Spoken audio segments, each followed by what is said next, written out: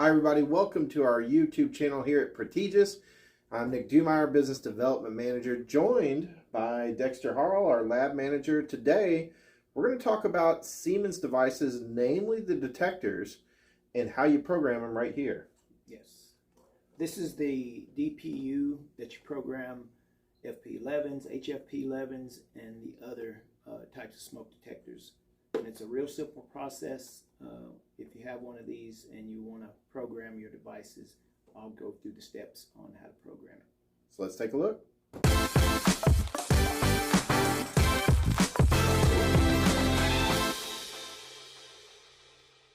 This one is an HFP11. So what you do, you go to setup to determine which device you're going to use. And in this instance, we're going to use the FS250.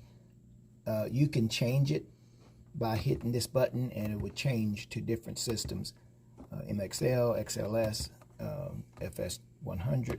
We're going to do the FS250 for this HFP11.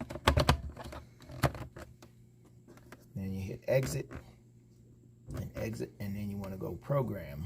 Now if you want to see what address it's already at, you can hit test and then auto, and the LED will blink. It shows you HFP11 and its address number 2. Now if you want to change that, you just hit program, address, and then we'll 005, we'll give it that. And then it's programming it. And there's your address, number 5. You want to make sure that it actually took, and you can go back again, go to test, do auto, and it shows address number 5. And it's a really simple process. If you have one of these, you should be able to program your smoke detectors.